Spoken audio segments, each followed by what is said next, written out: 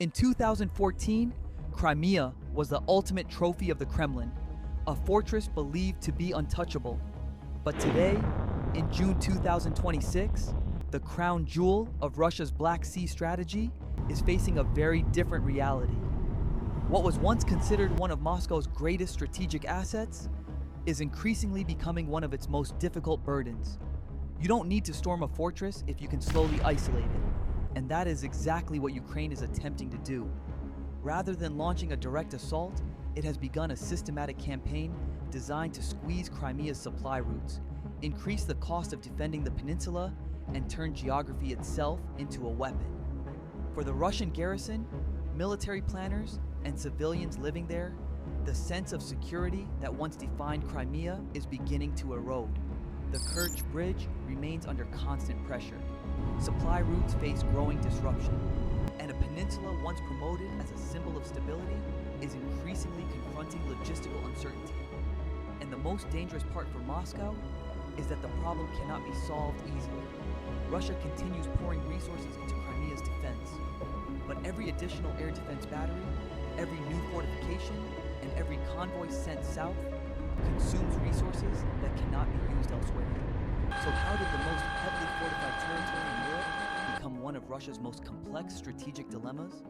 And what happens if the pressure on Crimea's remaining supply network continues to grow? This is no longer just a story about territory. It is a story about logistics, resources, and the long-term sustainability of a strategy that has shaped the war for more than a decade. Let's break down the mechanics of what many analysts now describe as the Crimean chokehold. To understand why Crimea is becoming such a difficult problem for Moscow, we need to start with a simple reality. Crimea looks like a fortress. Logistically, it behaves more like an island. Everything the peninsula needs, fuel, ammunition, replacement equipment, air defense components, and military personnel, must arrive through a very small number of routes connecting it to the mainland. In practice, two routes matter more than all the others: the Kerch Bridge in the east, and the M14 corridor, running through occupied southern Ukraine in the north. Together, they sustain one of the largest concentrations of Russian military infrastructure in the region. And that creates a dependency, because every defensive position depends on supplies. Supplies depend on routes, and routes create vulnerabilities. That is where the logic of Crimea begins to change. For years, Moscow treated the peninsula as a strategic asset. More air defenses were deployed, more fortifications were built, more resources flowed south. Each decision strengthened Crimea, but each decision also increased the amount of support required to keep that position strong. A larger garrison needs more fuel. Additional air defense systems require maintenance, spare parts, and trained personnel. New fortifications demand construction materials, transportation capacity, and constant logistical support. The more extensive the defensive network becomes, the more expensive it becomes to sustain. And that is the paradox. The challenge facing Moscow is no longer simply how to defend Crimea. It is how to defend Crimea without weakening something else. Every additional resource sent south is a resource that cannot be used elsewhere. Every convoy moving toward the peninsula is a convoy unavailable to support operations on another front. The problem is not immediate collapse. The problem is accumulation. Because over time, the cost of maintaining this military position continues to grow. And once a strategic stronghold becomes dependent on a small number of lifelines, pressure on those lifelines can become more dangerous than pressure on the walls themselves. That is the foundation of what many analysts now describe as the Crimean chokehold. If Crimea depends on a small number of lifelines, then the next question becomes obvious. How do you pressure those lifelines without launching a costly invasion? Ukraine's answer has been remarkably consistent. Not through mass, through precision. Rather than trying to overwhelm Crimea's defenses all at once, Ukraine has focused on increasing the cost of maintaining them. The air defense network is one example. For years, Russia invested heavily in turning Crimea into one of the most heavily defended regions in Europe. S-400 batteries, advanced radar systems, electronic warfare assets, and layered surveillance networks were all intended to create a protective shield over the peninsula. But defensive systems come with a requirement. They must be sustained. And sustained systems can be pressured. Ukraine's long-range strike campaign has increasingly targeted the infrastructure supporting that defensive network. Radar sites, surveillance systems, command nodes, and air defense positions have all come under repeated attack. The objective is not necessarily to destroy every system. It is to force Russia to spend resources protecting them. That creates a difficult equation. A relatively inexpensive drone can compel the use of far more expensive defensive assets. Interceptors are launched. Radars remain active longer. Additional systems are deployed to cover emerging gaps. Over time, the burden grows. And when key radar systems are damaged, the consequences extend beyond the equipment itself. Coverage becomes less certain. Detection ranges can be reduced. Some routes become more difficult to monitor consistently. In military terms, even small gaps can create opportunities. Those opportunities matter because the air defense network is not the final target. It is the protective layer surrounding the final target. The logistics system, fuel depots, ammunition storage sites, railway infrastructure, transportation corridors. The systems that keep the peninsula functioning day after day. This is where the logic of the Crimean chokehold becomes visible. Pressure is applied to the defenses. The defenses become more expensive to maintain. Resources are redirected to protect them, and the logistical burden continues to grow. The effects are already visible. The Black Sea Fleet, once centered in Sevastopol, has increasingly dispersed its operations away from Crimea. That shift matters because it illustrates a larger trend. Assets once considered secure are being pushed farther from the peninsula, not necessarily because they have been destroyed, but because maintaining them there has become more difficult, more costly, and increasingly uncertain. And uncertainty is exactly what an isolation campaign is designed to create. But there is a deeper challenge behind the military strikes. Maintaining Crimea's defensive posture requires resources, and resources are finite. In military planning, this is often described as opportunity cost. Every dollar, every artillery shell, every air defense battery, and every elite unit assigned to the peninsula is, by definition, a resource that cannot be used elsewhere. That reality is becoming increasingly difficult for Moscow to ignore. As pressure on Crimea has grown, Russian commanders have faced competing priorities across multiple sectors of the war.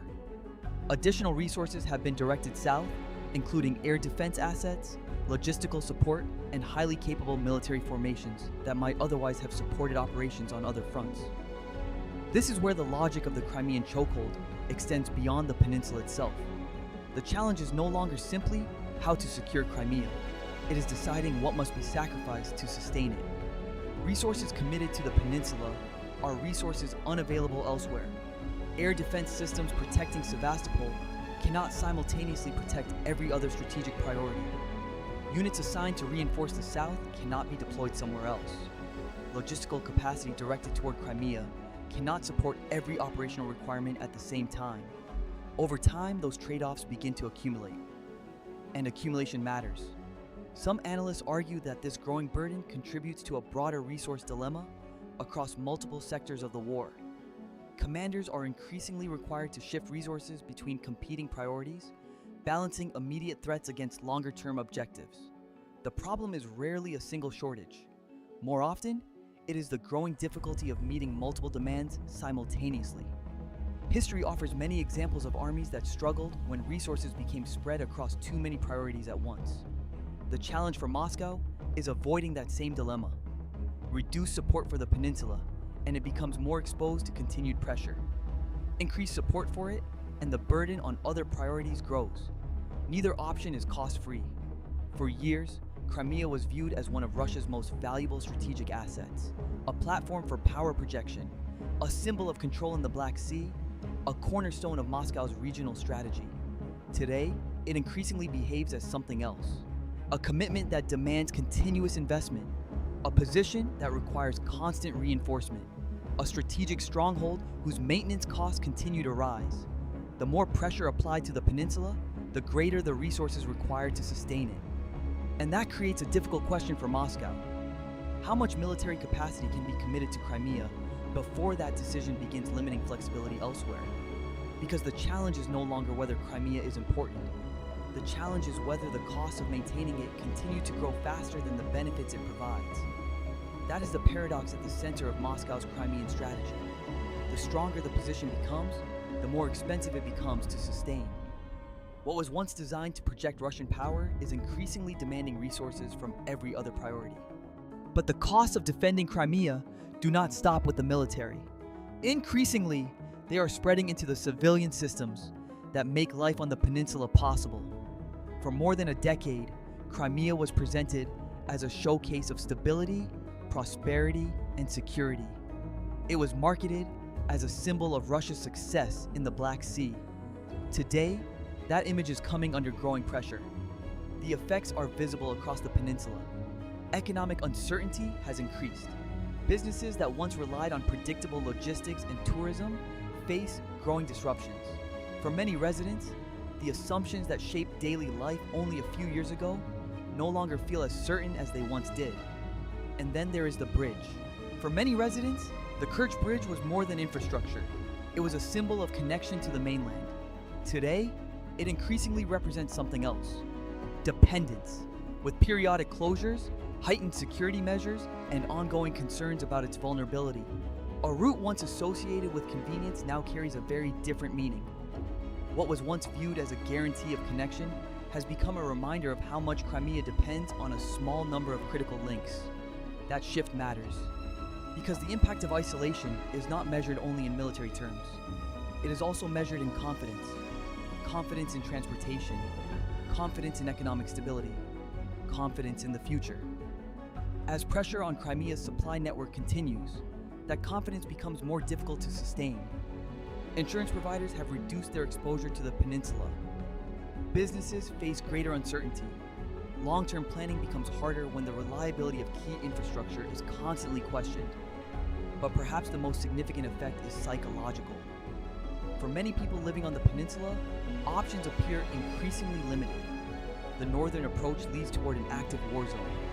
The surrounding waters remain part of a contested security environment, and the bridge itself has become a strategic target. As a result, Crimea increasingly behaves like the very thing it was never intended to be: a heavily defended territory whose dependence on a small number of connections becomes more visible every year. That is one of the unintended consequences of the fortress strategy. The same systems designed to provide security have also increased dependence on a limited number of routes connecting Crimea to the outside world.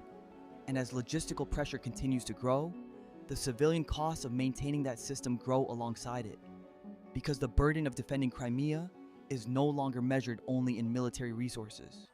Increasingly, it is also measured in the economic uncertainty, mobility constraints, and long-term pressures experienced by the people living there.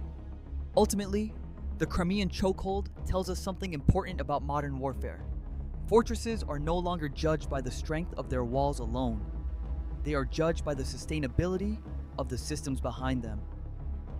For more than a decade, Crimea was presented as a symbol of Russian power in the Black Sea.